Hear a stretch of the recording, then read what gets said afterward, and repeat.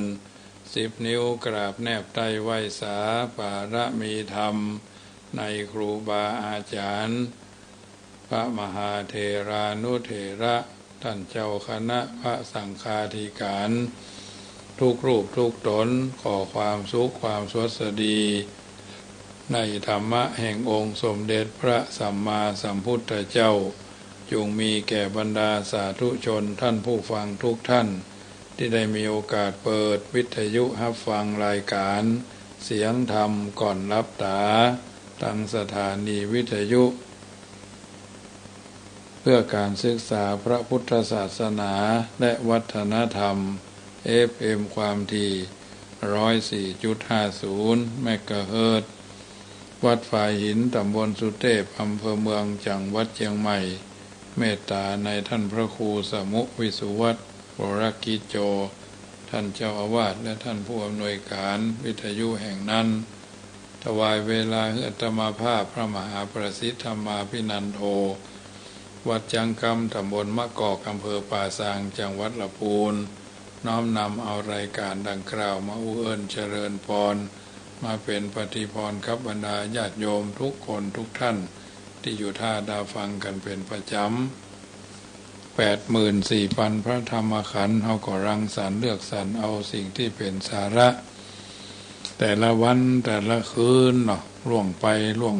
บัดนี้เราทำอะไรอยู่เนาะเบื้องแรกนี้จะได้นำปาญาติโยมกราบพระไหว้พระน้อมนมัสการพระแก้วเจ้าทั้ง3ประการเป็นลำดับไปเนอะกราบ1กราบ2กราบ3กราบ4กราบ5อะระหังสัมมาสัมพุทโธภคะวาพุทธังภคะวันตังอิวาเดมิกราบสวากขาโตภคะวะตาธัมโมธัมมังนัมมัสสามิกราบสุปฏิปันโนภคะวะโตสาวกสังโฆสังฆังนามามิกราบมาตาปิตุอุนังอหังวันตามิกราบคุณูปการีวันตามิกราบพระพุทธกราบพระธรรมกราบพระสงฆ์กราบระลึกถึงคุณพ่อคุณแม่กราบระลึกถึงคุณของครูบาอาจารย์ต่อไปก็ทั้งอกตั้งใจโยขันแก้ว5โกฏากเฟ้นลำดับไปเนอ โยพุทโธอันว่าพระพุทธเจ้าตนใดตนพระเสริฐอุดมกว่าหมู่สัตวโลกอันมีญาณปัญญาอันที่สุดบ่ใดสันนิสิโนนั่งอยู่แล้วดีนักบ่หวั่นไหวแต่พยาวาราโพธิมูเลนั่งเนื้อเต้นแก้วแทบไกลเก้าไม้บาโพตนประเสริฐอันผจญแพ้สงครามอย่างใหญ่ยังพยามารกับดังเสนานิพนธ์มารก็ได้ถึงแล้วยังปัญญาสัพพัญญูตยันทรัตหูใหญ่จะทำทั้งมวลอันว่าผู้คาก็นอบน้อมไว้ยังพระอันว่าผู้คาก็นอบน้อมไว้โดยกายวจีมโนสังพุทธังยังพระพุทธเจ้าตนนั้นแลโยมัคคะธัมโมอันว่ามัคคะธรรมอันใดอาตังคีโกอันประกอบโดยองค์8ประการสัมมาทิฏฐิอาทิโกอันมีสัมมาทิฏฐิเป็นต้นอริยปัตโตอันเป็นหนทางนี้ไกลจากบาปอุจุกะมะโกอันเป็นหนทางเส้นซื่อบ่กดบ่เลี้ยวเพื่อเข้าสู่นิพพานันพ้นจากทุกข์ในวัฏสงสารจะนานังแห่งคนทั้งหลายโหติก็มีแลอายังมัคคะธัมโมอันว่ามัคคะธรรมอันนี้สันติกโรอันกะทำคือบาประงับดับหายทุสะโททุทัสโสนายโยนิอันมีนัยยะอันควรจักหูจักหันยากนักนานิยานี่โกนำสัตว์ออกจากวัฏสงสารโหติก็มีแลอาหังอันว่าข้าปัญนามามีก่อนโนบน้อมไว้โดยกายวจีมโนตังสัมมังยังพระสัทธรรมเจ้านั่นแลโยสังโฆอันว่าพระสังฆเจ้าหมู่ใดวิสุทโธอันบริสุทธิ์จากบาป วราตะขินายโยอันควรฮับเอาตานันพาเสดแห่งคนและเทวดาทั้งหลายสันตินทาลิโยอันมีมาอินทรีย์ทั้งหกระงับดีนักสัพพะมละปะหิโนอันมีมาละคือกิเลสละได้เสียแล้วอนาสาวอันหาสาวาธรรมบ่ได้สามิติปัตโตอันใดถึงแล้วยังความสำฤทธิบรมวรคูเนหิเนเกหิโดยหมู่คนทั้งหลายอันมาก็มีและอาหารอันว่าคาบันนามามีก็นบน้อมไว้โดยกายวจีมโนทั้งสังฆังซึ่งพระสังฆเจ้านั้นและอาหารอันว่าคานามามีก็นบน้อมไว้พุทธังยังพระพุทธเจ้าตนทารัตนุใหญ่ยธรรมทั้งมวลปุณาสาขรันตังอันมีคุณบันดังน้ำมหาสมุทรอาหารอันว่าคานามามีก็นบน้อมไว้ธรรมังยังพระสัทธรรมเจ้ามุนีราชเตสีตังอันพระพุทธเจ้าอักเทศนาอาหารอันว่าคานามามีก็นบน้อมไว้สังฆังยังพระสังฆเจ้ามุนีราชสาวกังอันเป็นลูกศิษย์ฟังคำสอนแห่งพระพุทธเจ้าอาหารอันว่าคานามามีก็นบน้อมไว้กรรมฐานาทายกาจาริยังครูบาอาจารย์เจ้าอันเป็นกรรมฐานาทายกานิพพานามากุเทศกังอันสำแดงของแห่งนิพพานพุทธปูจาอันว่าขียาอันใดปูจายังพระพุทธเจ้ามหาเตจามีเตจาอนุภาวะอันมากธรรมะปูจาอันว่าขียาอันใดปูจายังพระสัทธรรมเจ้ามหาปัญญามีปัญญาอันมากสังฆปูจาอันว่าขียาอันใดปูจายังพระสังฆเจ้ามหาโภคามีโภคาสัมปติเขาของอันมากก็มีแลหมายยังอันว่าผู้คาทั้งหลายรับพระมหาเสขอจุงจะได้ทัศนันจะยังขียานอันเมตยะพุทธสะยังพระพุทธเจ้าเมตยะอันจักมาเป็นพระพุทธเจ้าไปนาปุถโธอันว่าพระพุทธเจ้าเมตโยตนชื่อเมตยะเอวะภูชิโตอันคนและเทวดาทั้งหลายหากผู้จะอนุปัจจโตบอกเกิดมาเตือดาว่าตับใดมะยังอันว่าผู้ฆ่าทั้งหลายสังสารันโตปีแม่นตวนเดียวไปมาคือตายแล้วเกิดเอากำเนิดหลายที่สังสารเรในวัฏสงสารมกะมามหาเสขอจุงจะได้เถิงคือว่าขออย่าได้เกิดอบายเยในอบายทุกติคือนรกเป็นเปรตเป็นสัตว์เดรัจฉานตับใดอาหิมีนาทุปะบุภาราชาการวะกัมเมนาโดยกรรมอันใดปูจาการวะโดยธูปโดยเทียนเข้าตอกดอกไม้อันนี้เตอ นิพพานาปัจจโยจงเป็นปัจจัยกัมจูหือใดนิพพานโหตุจงมีโนแก่ผู้ฆ่าทั้งหลายนิจังเที่ยงแท้แด่เตอนะโมตัสสะภะคะวะโตอะระหะโตสัมมาสัมพุทธัสสะนะโมตัสสะภะคะวะโตอะระหะโตสัมมาสัมพุทธัสสะนะโมตัสสะภะคะวะโตอะระหะโตสัมมาสัมพุทธัสสะพุทธังสรณังกัจฉามิธัมมังสรณังกัจฉามิสังฆังสรณังกัจฉามิทุติยัมปิพุทธังสรณังกัจฉามิทุติยัมปิธัมมังสรณังกัจจามิทุติยัมปิสังฆังสรณังกัจจามิตติยัมปิพุทธังสรณังกัจจามิตติยัมปิธัมมังสรณังกัจจามิตติยัมปิสังฆังสรณังกัจจามิสรณกัมมานังพุทโธสัพพัญญูตยาโนธัมโมโรกุตโรนาวาสังโฆมัคคะภะระโตจาอิเจตังรัตนะตยังเอตัสสะอนุภาเวนะสัพพะอันตรายโยวินาสันตุโนติปิโสภะคะวะอะระหังสัมมาสัมพุทโธวิชาจารณะสัมปันโนสุขโตโรกาวิโตอนุตตโรปุริสธรรมสารติสัทธเทวมนุษย์สนังพุทโธภะคะวะติสวากาโตภะคะวะตาธัมโมสันทิติโกอากาลิโกเอหิปัสสิโกโอปนะยิโกปัจจตังเวทิทัพโพวิญโยหิติสุปฏิ ปันโนภะคะวะโตสาวกสังโฆอุจุปฏิปันโนภะคะวะโตสาวกสังโฆยายาปฏิปันโน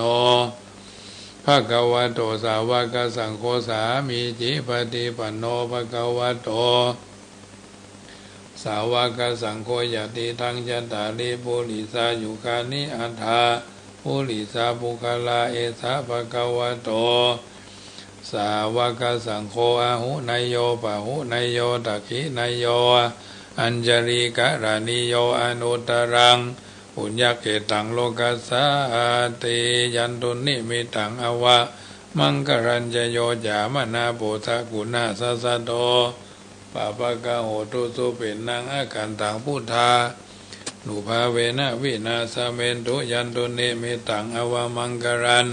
ยะโยจามนาโปสกุณาสัสสะโตปะปะกะโหตุสุปินังอาการตังธรรมานุภาเวนะวินาสเมนตุยันตุนิมิตังอวะมังกรัญยะโยจามนาโปสกุณาสัสสะโตปะปะกะโหตุสุปินังอาการตังสังฆานุภาเวนะวินาสเมนตุสัมปติชามินาสังสีโมพระมาจมหาเทวาสพเพยขาปรายันติพระมาจมหาเทวาวิราภาภวันตุเมมหาปุญโญมหาลาโภภวันตุเมมิเตภาหุหติพุทธามะอาอุนะโมพุทธายะวิระทะโยวิระโคนายังวิระหิงสาวิระทาสีวิระทาสาวิระอิติโยพุทธสามานมีมาพุทธสามานีมามะพุทธสาสวะโหมสัมปติจามิเพ่งเพ่งพาพาหาหารือนะโมพุทธายะพระพุทธไตรรัตนญาณมณีนพราชสีสหัสสะสุธรรมาพุทโธธัมโมสังโฆยะถาพุทโมนะพุทธบูชาธรรมบูชาสังฆบูชา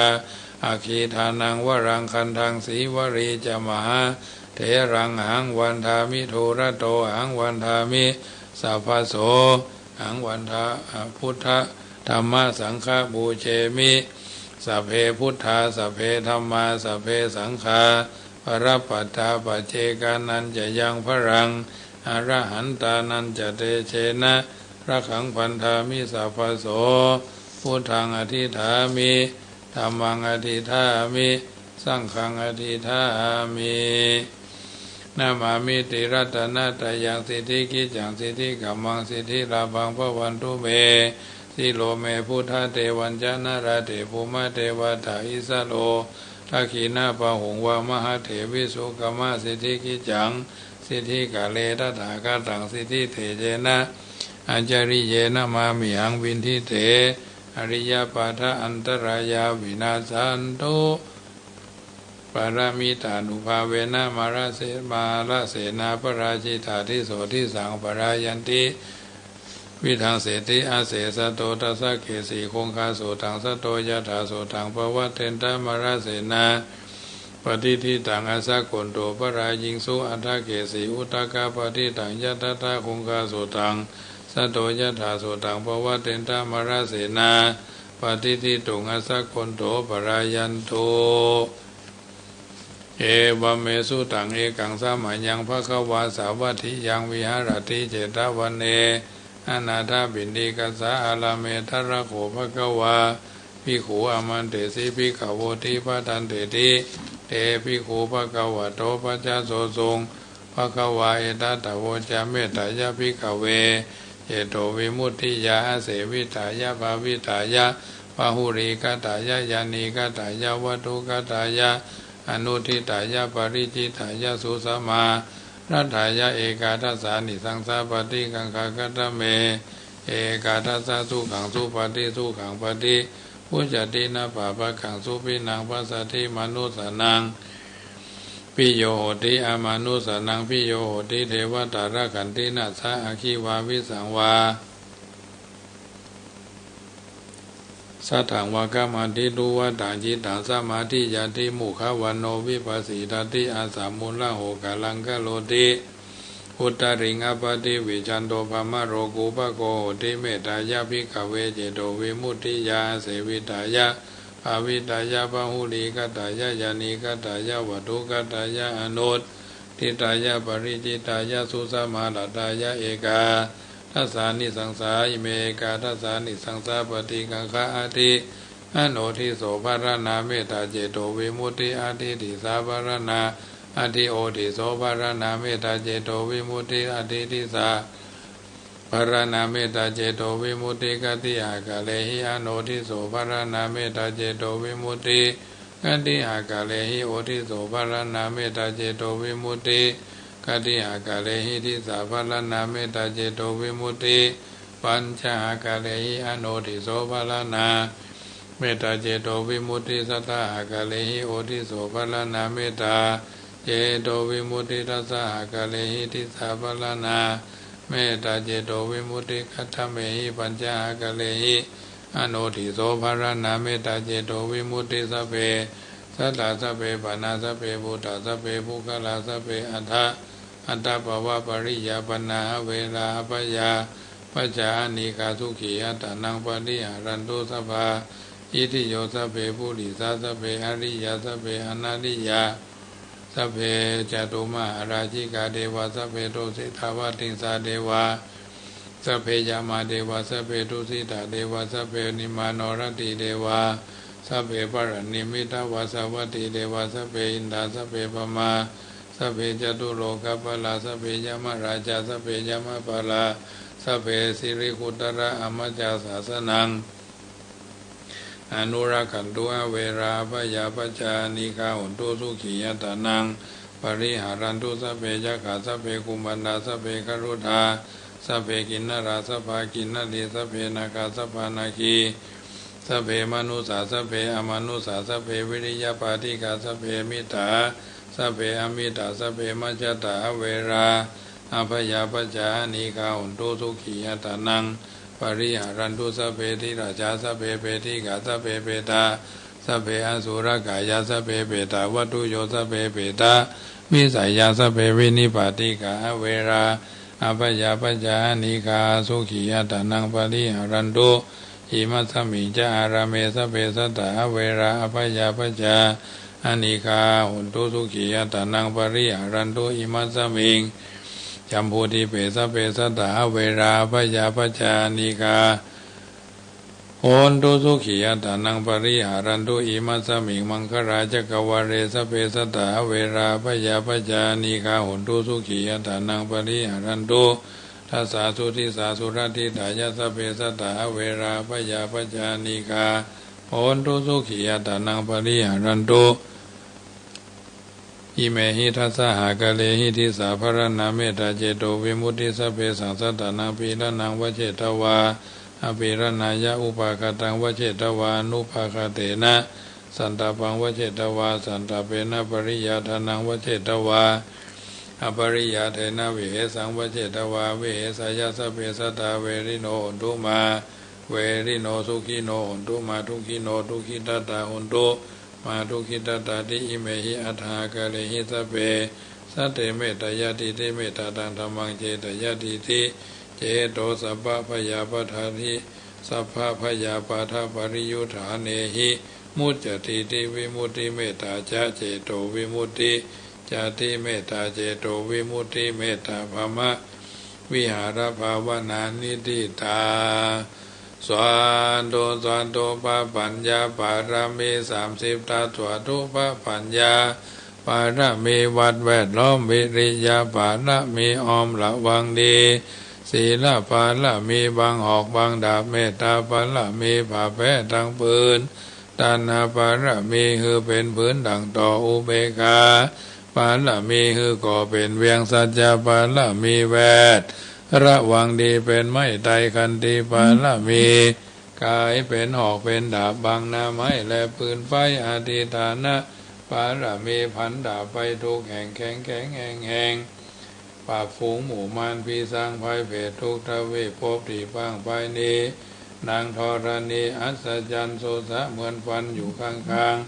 น้ำนาทีนองกวางดอกกวางแตกตีฟ้องระนองระนอกกลายเป็นข้าวตอกดอกไม้ถวายปู่เจ้าพาแก้วแก่นไทยสตัน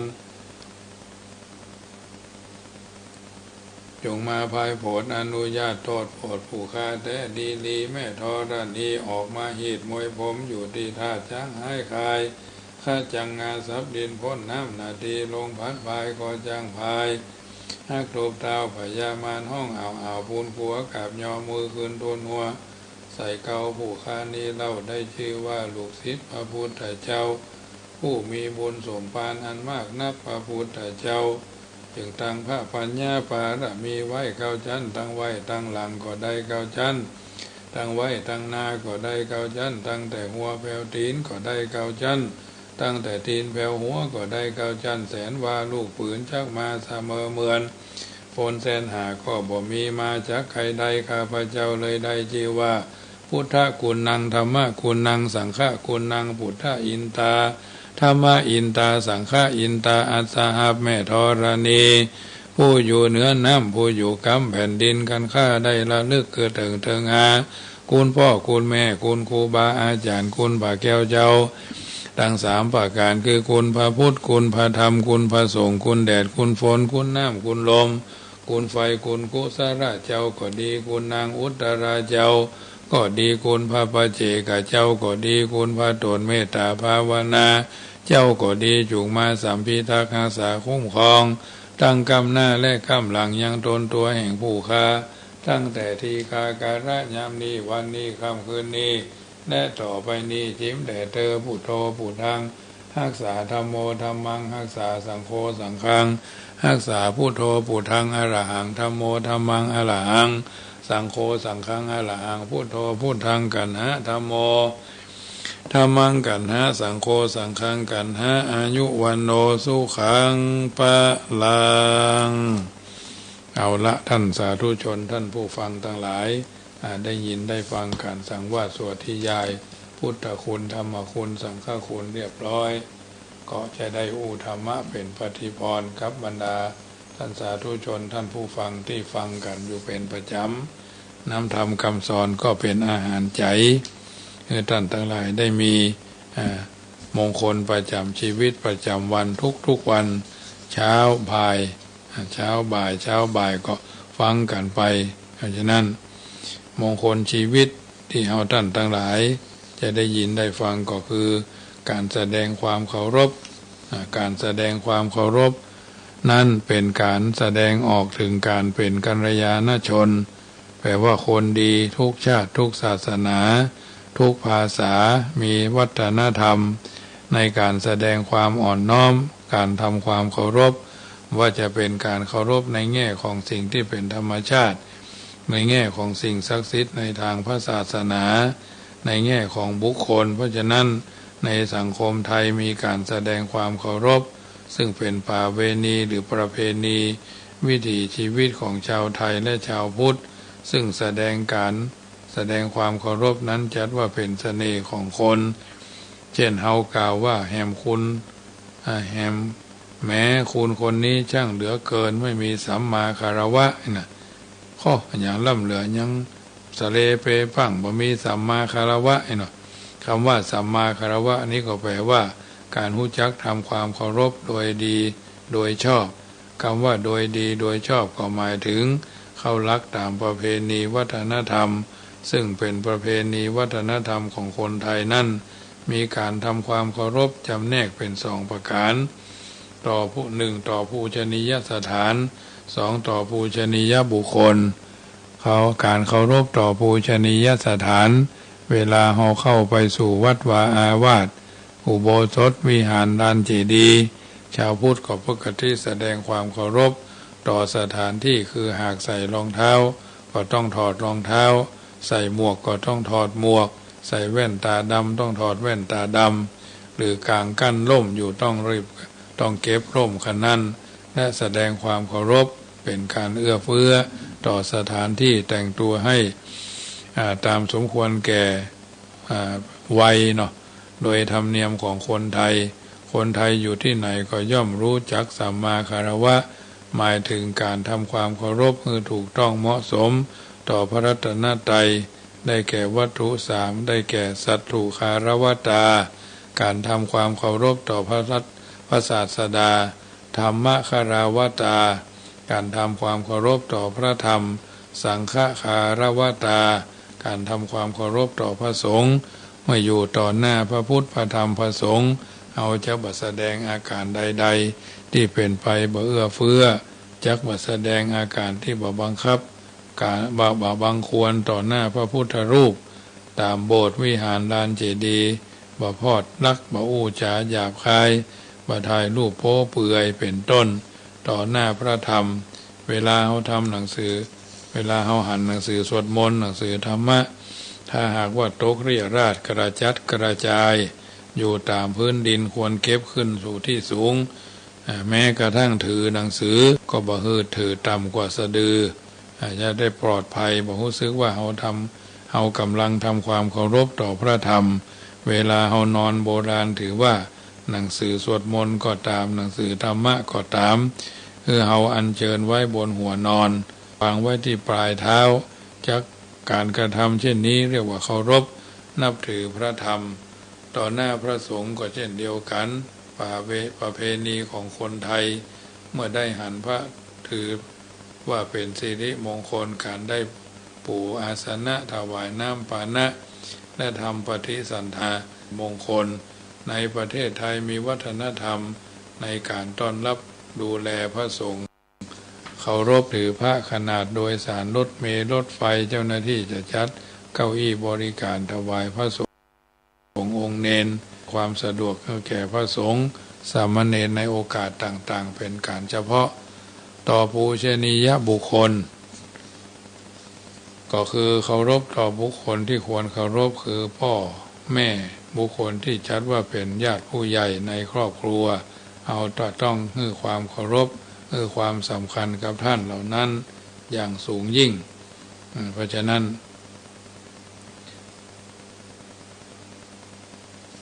เราจะต้องให้ความเคารพให้ความสำคัญแสดงความเคารพกายวาจาอ่อนโยนรู้จักกาลเทศะคำว่ากาลเทศะก็ถือว่าเป็นสิ่งที่เรากาลเทศะก็ถือว่าเป็นสิ่งที่เรามีความเคารพอย่างสูงยิ่งให้ถูกการเวลาเจรจาให้ต้องถูกอารมณ์คำว่าเทศะก็แปลว่าสถานที่ไหนควรที่จะแสดงความเคารพสถานที่ใดควรแสดงความเคารพเช่นพระสงฆ์นิยมยกมือไหว้กันในเวลาฉันเข้าอันนี้เรียกว่ามีวิจารณญาณในการแสดงความเคารพต้องรู้จักกาลเทศะการแสดงความเคารพต่อผู้ใหญ่เป็นมนต์เสน่ห์ของผู้กระทำต้องมันเสกว่าปากหวานตัวอ่อนมือเป็นหงอนไปไหนไม่อดนะปากหวานตัวอ่อนมือเป็นหงอนใบไหนไม่อดนี่เป็นคาถาแสดงความเคารพเป็นละอ่อนก็ควรมีสัมมาคารวะต่อผู้ใหญ่เช่นจะเดินผ่านหน้าท่านต้องขอโอกาสขอโทษขออภัยถ้าหลีกเลี่ยงได้ควรหลีกเลี่ยงหากจะต้องการยิบของที่อยู่เหนือศีรษะของท่านซึ่งไม่ใช่วิสัยที่เขาจะต้องทำบางทีบางครั้งจำเป็นต้องทำเขาจะต้องขอโอกาสท่านผู้ใหญ่ทุกท่านมักมีเมตตาลูกหลานคนไหนแสดงความสัมมาคารวะผู้จาดีไปลามาไหว้ท่านจะเมตตารักใคร่เอ็นดูช่วยเหลือเกื้อกูลเอาผู้จาบดีนะหากผู้จาบดีบ่มีสัมมาคารวะผู้ใหญ่มักบ่ชอบใจและมักจะถามถึงบรรพบุรุษทำตัวสรุปว่าการแสดงความเคารพต่อศาสนสถานและต่อบุคคลเป็นกิริยาของท่านผู้ที่เจริญด้วยธรรมผู้ทำความเคารพจะได้รับการยกย่องคือเกียรติวันทโกปฏิวันทนังไหว้เขาจะได้รับการไหว้ตอบแสดงความเคารพเป็นเอกลักษณ์ของสังคมการแสดงความเคารพนี้จึงเป็นมงคลอันสูงสุดฉะนั้นประการต่อมาแสดงความเคารพต่อมาก็แสดงความอ่อนน้อมการมีความอ่อนน้อมถ่อมตนอ่อนน้อมถ่อมตัวนิวาโตมาจากคำว่านิแปลว่าไม่มีวาตะแปลว่าลมรวมสองทรัพย์แปลว่าไม่มีลมถือเอาความว่า ความอ่อนน้อมถ่อมตนหมายถึงกิริยาอันงดงามที่ผู้เจริญได้กระทำต่อกันซึ่งจะปรากฏให้หู้ได้จากภาษากายภาษาอู้แม้จะมีความรู้ยศศักดิ์สูงส่งก็บ่แสดงภูมิบ่แสดงภูมินั้นคือปรากฏซึ่งตรงกันข้ามกับคำว่าแข็งกระด้างแข็งกร้าวซึ่งเป็นวิสัยของบุคคลที่บ่อ่อนน้อมวิถีคนไทยวิถีพุทธชอบระมุนระไมหน้ายิ้มใจดีอู้จากันดีๆบ่ชอบการทะเลาะวิวาทบ่ชอบอู้โอ้อวดดังนั้นคำว่านิวาโตคนไทยหมายเอาการไม่แสดงอาการเย่อหยิ่งชาวบ้านมักพูดว่าบ่จองหองบ่เย่อหยิ่งอวดดีครอบครัวไทยจึงฝึกลูกหลานให้เป็นคนอ่อนน้อมถ่อมตัวนะคนอ่อนน้อมถ่อมตัวในการที่จะฟันฝ่าอุปสรรคทุกๆกรณีดังนั้นคนไทยไม่หมายเอาอาการบ่แสดงการเย่อหยิ่งชาวบ้านมักพูดว่าบ่จองหองบ่เย่อหยิ่งอวดดีชาวบ้านมักพูดว่าบ่จองหองบ่เย่อหยิ่งอวดดีครอบครัวไทยจึงฝึกลูกฝึกหลานเพื่อเป็นคนอ่อนน้อมถ่อมตนเหมือนรวงเข้าที่ปกติอ่อนโยอ่อนน้อมเข้ามาหาแผ่นดินเนาะเพราะต้องการให้ลูกหลานอยู่ได้ในสังคมอย่างปลอดภัยอ่อนน้อมถ่อมตนเข้ากับจริตของคนได้ทุกที่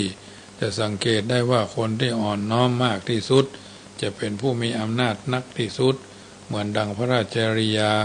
วัดของพระเจ้าอยู่หัวรัชกาลทุกรัชกาลเนาะพระองค์เสด็จไปในที่ใดบ่ทรงถือพระองค์มีประชาชนเข้าเฝ้ารับเสด็จชมพระบารมีเป็นอันนักถนนหนทางที่พระองค์เสด็จผ่านหากเป็นย่านชุมชนชาวบ้านทำค้าขายรับสั่งให้ดำเนินชีวิตไปตามปกติบ่ต้องเก็บอุปกรณ์การทำมาค้าขายเพราะบ่ประสงค์ให้จะให้ศรัทธาประชาชนเดือดร้อนคนที่ก้าวร้าวมักบ่มีดีในตนชอบทำตนเหมือนเจวิตคือเทพารักษ์ทำด้วยไม้หรือปูนยืนอยู่ในศาลพระภูมิชั่วนาตาปีไม่เคยลงมาทำความอ่อนน้อมใครไผ่หันถ้าแสดงตนอย่างนี้จะบ่เป็นที่น่าฮักและจะบ่มีไผ่คบโดยเพราะคบหาเข้าไปแล้วบางครั้งก็คิดอัธยาศัยเป็นคนที่แข็งกร้าวเหมือนการเลี้ยงนกขุนทองเอาไว้เป็นสัตว์เลี้ยงในบ้านคนในบ้านนั้นจิตใจดีอู้จาดีนกขุนทองที่เลี้ยงก็อู้จาดีบางบ้านอัธยาศัยบ่ค่อยดีอู้จาหยาบคายแสดงอาการที่ก้าวร้าวแข็งกระด้างนกขุนทองก็ลอกแลนแบบแสดงอาการที่บ่เหมาะบ่สมถ้าฝึกนกขุนทองให้อยู่ดีก็จะมีแต่คำดีถ้าฝึกนกขุนทองให้อู้ให้ก็อู้ร้ายไปโดยนิวาโตอ่อนน้อมถ่อมตนบ่เย่อหยิ่งบ่แข็งกระด้างคนไทยถือว่าความแข็งกร้าวแข็งกระด้างเป็นอุปสรรคของการเจริญรุ่งเรืองในชีวิตแม้บางครีบางครั้งหน้าตาดีความรู้ความสามารถดีแต่เสน่ห์บ่ดีอู้นักอู้คำหยาบพอเก็บความลับบ่อยู่เพิ่นเฮาว่า8หลอดเนาะ8หลอด9หลอดก็ว่ากันไปตามนั้นเกินไปคนไทยก็บ่ชอบการอ่อนน้อมถ่อมตนจึงเป็นมนต์เสน่ห์ของคนที่ซุ้มประตูวัดแต่ละวัดเขียนให้คนเข้าออกอ่านว่าพกนะโมโตเต็มโลกนะโมหมายถึงความนอบน้อมคนอ่อนน้อมได้ไปทั่วโลกเนาะพกนะโมนะโมหมายถึงความอ่อนน้อมคนอ่อนน้อมไปได้ทั่วโลกคนอ่อนน้อมถ่อมตนมีพฤติกรรมก็คือมีกายอ่อนน้อมโค้งคำนับกราบไหว้แสดงความเคารพนับถือต่อหน้าที่เจริญด้วยวัยวุฒิคุณวุฒิชาติวุฒิได้รู้จักให้เกียรติผู้น้อย 2. มีวาจาอ่อนหวานสนทนาไพเราะเจรจาสนอหู กำอู้ที่อ่อนน้อมสามารถผูกมัดใจคนได้ประสงค์สิ่งใดจะได้ดังใจนึกเหมือนเชือกที่อ่อนสามารถมัดสิ่งของได้วาจาที่อ่อนหวานจึงสำคัญนักอันรสหวานปากหวานก็หวานเผ็ดบรเพชรไม่มากเท่าปากขมมีดว่าคมก็ไม่มากเท่าปากคมรสหวานขมก็มากเท่าปากคนนะอันรสปากหากหวานก็หวานเผ็ดก็หวานเด็ดบรเพชรไม่มากเท่าปากขมมีดว่าคมก็ไม่มากเท่าปากคมรสหวานขมก็มากเท่าปากคนมีจิตใจอ่อนโยนกึศในแง่ดีมีเมตตาธรรมมีความยุติธรรมเมื่อต้องทำหน้าที่ที่หลากหลายใจที่หลากหลายใจที่ฝึกได้อ่อนโยนจะอ่อนโยนตามเข้าหางานได้สนิทถ้าจะอ่อนเพื่อเป็นดังเส้นไหมอาจจะใช้มัดเสือโคร่งมาโยงเขี้ยนถ้าจะแข็งให้เป็นเช่นวิเชียรอาจจะเจียนตัดกระจกได้ดังใจนะถ้าจะอ่อนให้เป็นดังเส้นไหมอาจจะใช้มัดเสือโคร่งมาโยงเขี้ยนถ้าจะแข็งให้เป็นเช่นวิเชียรอาจจะเจียนตัดกระจกได้ดังใจบุคคลที่มีความอ่อนน้อมถ่อมตนต่อผู้ใหญ่จะได้รับพรจากพระสาวสมดังกำปอนว่าอภิวาทนาสีลิสะนิจจังวุตตาปัจจายโนยัตตาโรธรรมาวาทันติอายุวันโนสุขังพลังเป็นต้นแปลว่าพรสี่ประการคืออายุวันนะสุขะภาละนะพรสี่ประการยุวันนะสุขาภาละย่อมเจริญแก่บุคคลผู้มีปกติไหว้กราบอ่อนน้อมต่อผู้ใหญ่อยู่เนืองนิดการแสดงความอ่อนน้อมจึงเป็นมงคลอันสูงสุดดังที่ได้กล่าวมานี้วันนี้รายการเสียงธรรมก่อนรับตาก็มาถึงช่วงสุดท้ายเนาะก่อนนำรายการจากท่านไปก็ขอประชาสัมพันธ์อนุโมทนาสาธุการครับญาติโยมสาธุชนที่เพิ่นร่วมทำบุญกันมาเนาะ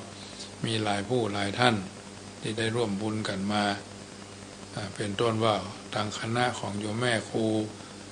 อูดหรือโยมแม่ครูมาริวันเจริญเนตรเนาะเพิ่นได้หอมกันมาข่าวก่อนจำนวนหลายผู้หลายคนก็ได้ประกาศอนุโมทนาเนื่องแห่งกรรมเนื่องบางคนพวกก็ฟังเนาะ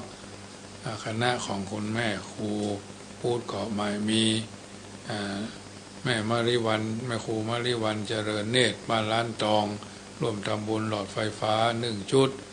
200 บาทแม่สีมอนใจหาวันน้ำมัน1 ชุด100 บาทยา1 ชุด100 บาทรวมเป็น200 บาทแม่จันใจน้อยบ้านล้านตองหลอดไฟ1 ชุด200น้ำมัน1 ชุด100รวม300ยายพิมพ์ปากันหาหงกันทาหงปันสันเข้าแคบกลางยา1 ชุด100แม่น้อยพัชรีธนูจันทร์บ้านหม้อยา1 ชุด100พ่อขวัญใจแม่เครือวันชินาจันทร์บ้านล้านตองผ้าอาบน้ำฝน1 ชุด100 บาทแม่พองพันใจหลวงบ้านสันเข้าแคบกลางน้ำมัน50 บาทรวมเป็น1,050 บาทคนเฒ่าคนแก่ร่วมกันร่วมทำบุญกันมาคงจะได้ยินได้ชื่อนะพนก็โอนมาแล้วลูกบ่าวเพิ่มแถม50 บาทเป็น1,100 บาทก่อนอนุโมทนาเนอะพนโอนมาว่าวันที่16 มิถุนายนละอันนี้อนุโมทนาสาธุการส่วนเทียนพรรษาที่จะไปถวายเดือนหน้ามิถุนายนเดือนหน้ากรกฎาคมก็23 กรกฎาคมธรรมาภาพได้ประชาสัมพันธ์ผ่านไปเรื่อยๆเนาะก็หมายมี โยมพ่อซักแม่เพนข่าวเตี้ยท่าช้างเวียงหนองล่อง200 บาทอเนกจินดาวพรใจกาวินพร้อมน้องปลายฝนอันนี้ก็200 บาทแม่สุแก้วนาคอเรือหอด200แม่บัวลอยสลีจุมเตียน1 เล่มที่1 โยมพันษาแก้วโห่หลอดไฟฟ้า200ผ้าอาบน้ำฝนน้ำมัน100พ่อประสิทธิ์ชัยแม่สุมาลีกัญยาน้ำเพื่อพระ999 บาทเตียนเล่มที่2คณะแม่บุญยวงว่างตระกูลตลาดป่าเหี่ยวเมืองละปูนเล่มที่3และเล่มที่ทัดนั้นมาก็ครอบครัวแม่เอมภูลชัยภูลซักแม่โยมสีแก้วเสนซักสันปาซักละปูนร่วมทำบุญเล่มที่4 1,500 บาทคณะโยมแม่จันทิพย์ปากกล้วยเนาะสารปีอันนี้ก่อนเล่ม1พร้อมทั้งคณะเนาะแม่ฟองแก้วอีกท่านนั้นมาก็แม่โยมแม่เชียงใหม่พร้อมลูกหลานอันนี้แถมเล่มเป็นเล่มที่6ครอบครัวจันฟองทาทองครอบครัววนิดาฤทธิเทวาครอบครัวแม่แสงทองคำเจริญปากกองอันนี้พนผ้าอาบน้ำฝนข้าวน้ำมันอย่างละ1ชุด3คน3ครอบครัวก็3ชุดเนาะ100 300เนาะคุณลุงจรอารีพดุงซักสันประซัก100 บาทพ่อดีแม่ยวงคำมายอมสันประซัก100พ่อสุรินแม่สมศรี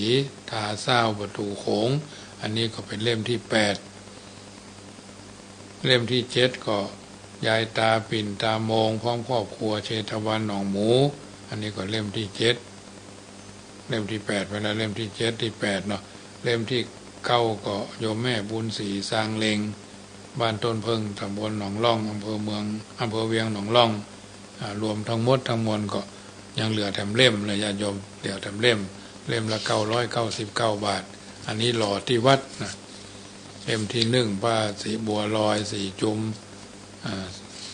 ป่าสางเล่มที่2พ่อประสิทธิ์ชัยแม่สุมาลีเล่มที่3แม่บุญยวงหวังตระกูล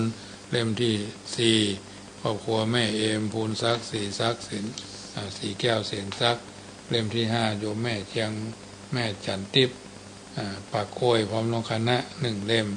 เล่มที่6โยมแม่เชียงใหม่พร้อมลูกหลานเล่มที่7แม่ยายตาปิ่นตามงอุโมงค์ละปูเนาะเชตวันหนองหมูละปูนเล่มที่8แม่พ่อสุรินแม่เจ้าสมศรีทาเศร้าเนาะมีผลร่วมทำบุญมา 1,218 บาทเล่มที่9แม่บุญศรีสร้างเลงต้นเพิงเวียงหนองล่องอันนี้รายชื่อรายนามท่านที่เป็นเจ้าภาพเตียนคนละเล่มมาคณะละเล่มเนาะเพราะฉะนั้นญาติโยมสาธุชนท่านผู้ฟังทั้งหลายสิ่งละอันพันละน้อยเราช่วยกันเนาะเตียน10เล่มเหลือแถมเล่ม1เล่ม999 บาททัดนั้นมาก็หลอดไฟ81ชุดละ200 บาทก็วัดละ9ชุดเนาะ99ก็81น้ำมันเติมตะเกียงตลอดจนผ้าอาบน้ำฝนอยู่ในชุดเดียวกันชุดละ99 บาทแล้วก็ยาสามัญประจำวัดเป็นยาที่จัดซื้อจากคลังยาเอามาจัดเป็นชุดเพราะว่ารอบนอกสถานที่จะไปนี่ก็เริ่มต้นในวัดใกล้ๆถ้ำผาไทยนะอำเภองาวเนาะแล้วก็จะเอวล่องไปเรื่อยๆจนกระทั่งถึงเขตติดต่องาวกับเมืองพะเยาก็เป็นชุดที่2วัดใดนั้นวันนั้นโยมแม่กูอุดเพิ่นก็แนะนำยังได้ไปโทรศัพท์หาเพื่อนเด้ออันนี้คงจะไปชุดที่หั่นน่ะอันนี้ก็เป็นชุดที่2ชุดที่3ก็บ้านแม่ต่ำเมืองพะเยาเอาไปกันสบายเนาะรถก็คงจะประมาณ10 กว่ากันเนาะต่างหั่นต่างนี่ทยอยกันแจ้งความประสงค์มาที่เพิ่นมีความพร้อมบางคนเพิ่นบ่ได้ไปเพิ่นขอหอมกันมาอาตมาภาพเองก็กวนมะม่วงแผ่นมะม่วงแตะนะเอาไปแจกกัน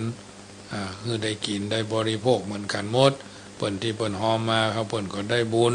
เอาเป็นคนทำก็ได้ถึงบุญได้ถึงกุศลเนี่ยก็ช่วยกันประคับประคองกันไปวัดแรกเขาก็ไปกินข้าวงายไปวัดจุดแรก3 วัดเขาก็ไปกินข้าวงายไปตีสี่ก็ปะกันออกจากบ้านไผ่บ้านมันเนาะตี 5ก็ปะกันที่ปั๊มเลยครูบาศรีวิชัยโดยที่ไปเป็นชุดรวมพลกันที่หั่น5 โมงเขาก็จะออกกันเดินทางต่อไปเนาะกินข้าวง่ายกินข้าวตอนไปกันสบาย อันนี้เป็นจารีตที่หอยอันนี้ส่วนการรอเตียนนี่ก็คงจะรอที่วัดนี่แหละไว้ส่วนรอวันเข้าพรรษาแล้วก็รอทำคำนึ่งอันนี้จะเอาถวายในเขตตำบลมะกอกในจำนวน10 วัดนะจำนวน10 วัดวัดหนองซ้อยเป็นวัดที่1วัดตีนดอยเป็นวัดที่2วัดกิ่วมื่นเป็นวัดพระนอนม่อนจางเป็นวัดที่3วัดที่4ก็วัดบ้านหวายวัดที่5ก็วัดมะกอกวัดที่6ก็วัดสันกำแพงวัดที่7ก็วัดพระพุทธบาทตาผ้าวัดที่8ก็วัดหลวงพ่อโชคใหญ่ทันใจแล้วก็วัดสุดท้ายก็คือวัดที่9ที่10เนาะวัดอันล้อมพระเจ้าตองวัดละเกาะสุดท้ายก็วัดจังกำอันนี้ก็เป็นจะทำเป็นปีที่2ในตำบลเนาะอันนี้จะรอกันวันที่วันเข้าพรรษาเนาะวันเข้าพรรษาเจ้าบ้านอาสาฬหปูจาอันนี้ก็ได้ทำกันมาปีแล้วก็ทำปัจจัยที่ญาติโยมหอมก็จะเอารวมเป็นการยอดปีแล้วตกได้วัดละ3,000 กว่าบาท10 วัดก็30,000เนาะ10 วัดก็30,000วัดละสาวไอ้กะแห่แอนแตนแต้กันไปปะเขาเจอเขาเติงเข้าตอนวัดไหนก็กินวัดนั้นอ่ะเพราะว่าเขาก็ห่อกันไปกะแห่กันไปม่วนงานสันเล่าในตำบลเนาะเป็นการพบปะแลกเปลี่ยนเรียนรู้ซึ่งกันและกันสิ่งเหล่านี้เป็นสิ่งที่ทำได้ทุกตำบลก็ทำได้เจ้าคณะตำบลกับประธานหน่วยก็ทำได้เหมือนกันหมดพี่น้องอยู่ไกลอยู่ใกล้ทำได้สังฆทานก็เขาก็จัดเท่าที่เขาจัดได้ญาติโยมเป็นการไปเอี่ยวไปเยี่ยมไปยื้อไปใจซึ่งกันและกันเนาะเพื่อนห้อว่าถนนหนทางถ้าบาดเตวก็แย่ขึ้นพี่น้องสายพี่สายน้องสายสกุลมูลเชื้อถ้าบาดเตวหาการมันก็ห่างเนาะบาดเดียวซ้ำรุ่นใหม่ก็ฮู้กันอยู่ว่าคนเฒ่าคนแก่ล้มหายตายจากเก้ามันตายก็ปลายมันเซิงมันเนื่องไปตามสภาวะการนั่นแหละเพราะฉะนั้นอาตมาภาพก็ประชาสัมพันธ์บอกเจริญพรให้ญาติโยมได้ฟังแล้วเกิดศรัทธาก็ทำได้บ่ได้ทำก็เป็นยังถึงวันนั้นก็ยกมือวานสารมือไหวเนาะอธิษฐานว่าข้าเจ้าก็ได้เป็นเจ้าภาพอันนั้นอันนี้ก็ทำกันไปทำแล้วสบายใจก็ทำไปเถอะเพราะฉะนั้นญาติโยมได้ยินได้ฟังแล้วเวลาก็ยังทำไขเนาะร่วมเดือนเหมือนกันวันที่23เดือนหน้าก็จะออกเดินทางไปวันที่30นี่ของงานทำบุญส่งน้ำอาทิบุรพาจารย์อดีตเจ้าวาดวัดสลีเมืองยุตำบลเวียงยองอำเภอเมืองละปูนวันนี้ก็วันครบรอบวันประสูติเจ้าพระคุณสมเด็จพระสังฆราชอริยวงศาคตยานสมเด็จพระสังฆราชสกลมหาสังฆปรินายก96 พรรษา96 ปีพรรษา70 กว่าเนาะพรรษาก็70 กว่าวันนี้เพิ่นก็ทำบุญกันในส่วนกลางแล้วก็เป็นวันสุนทรภู่โดยเนาะวันสุนทรภู่อย่างที่เราได้ยินได้ฮู้กันเพิ่นกล่าวเป็นคำกรสอนจิตสอนใจกรรมสุนทรภู่พวกก็มีเหมือนกันเราก็เคยได้ยินกันเพิ่นบอกว่าบางสิ่งบางอย่างที่เราเคยได้ยินเราก็มาปรับใจในการเดินทางชีวิตของเราสุนทรภู่เพิ่นว่าจะได้เพิ่นบอกว่าเป็นมนุษย์สุดนิยมเพียงลมปากจะได้ยากโหยหิวเพราะชิวหาแม้นพูดดีมีคนเขาเมตตาจะพูดจาจงพิเคราะห์ให้เหมาะงามนะให้เหมาะความเป็นมนุษย์สุดนิยมเพียงลมปากจะได้ยากหิวโหยเพราะชิวหาแม้นพูดดีมีคนเขาเมตตาจะพูดจาจงพิเคราะห์ให้เหมาะความอันนี้สุนทรภู่หนึ่งในจากเรื่องพระอภัยมณีนะเอามาเจริญพรศรัทธาสาธุชนท่านผู้ฟังได้ทราบวันนี้เป็นวันคล้ายวันประสูติเจ้าพระคุณสมเด็จพระอริยวงศาคตยานสมเด็จพระสังฆราชสกลมหาสังฆปรินายกนายกทุกเจ้าเนาะนายกของคณะสงฆ์ก็คือเจ้าพระคุณสมเด็จพระอริยวงศาคตยานสมเด็จพระสังฆราชสถิตณวัดราชบพิตรสถิตมหาศรีมารามนะวัดราชบพิตรเป็นวัดที่เอาหันทั้งหลายก็คงจะได้หันภาพยนตร์ข่าวเพิ่นมีพิธีอย่างหลายๆอย่างวัดนี้ฉะนั้นค่ำคืนนี้อาตมาภาพ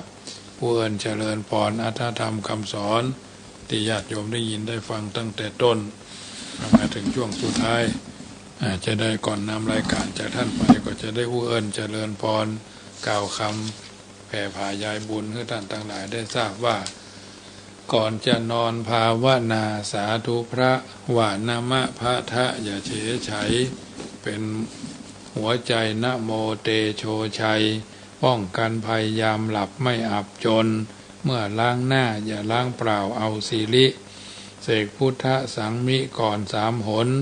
ตำราว่าเป็นมหาชัยมงคลทิพมนต์คุ้มกันอันตรายจะจากเรือนคันใครไกลที่อยู่ถึงประตูยืนหยุดจุดที่หมายภาวนาสุขโตโพธิยายแล้วผันภายได้พิพัฒน์สวัสดีอีกจะพระกะสะปัทมังเป็นมนต์ขังเป่าปัดกำจัดผีทั้งปีศาจพูดพายทั้งปีศาจพูดพายร้ายการีเสก7 ทีขับไล่ไม่แผ่วพานพุทธสังมังคลังโลเกอย่าเฉยไฉนี้คาถามหาศาลเป็นมงคลคุ้มกันอันธพาลถึงรูปรานได้ดีหนีกระจายเสกทุกคราสวมสร้อยห้อยพระเครื่องเดชกระเดืองเรียกมงคล3 สายช่วยป้องปัดพยันอันตรายทั้งหญิงชายเมตตาปราณีรายการเสียงธรรมก่อนรับตาก็ขอนำรายการจากท่านไปก่อนสัพปีติโยวิวัจจันตุสัพพะโรโควินัสสตุมาเตภวัตวันตรายโยสุขีตีกายุโกภวะอภิวาตนาสีฤทธิสนิจังวุตตาปจายโนจัตตารโอธรรมาวาทันติอายุวันโนสุขังปะลังขอเจริญพร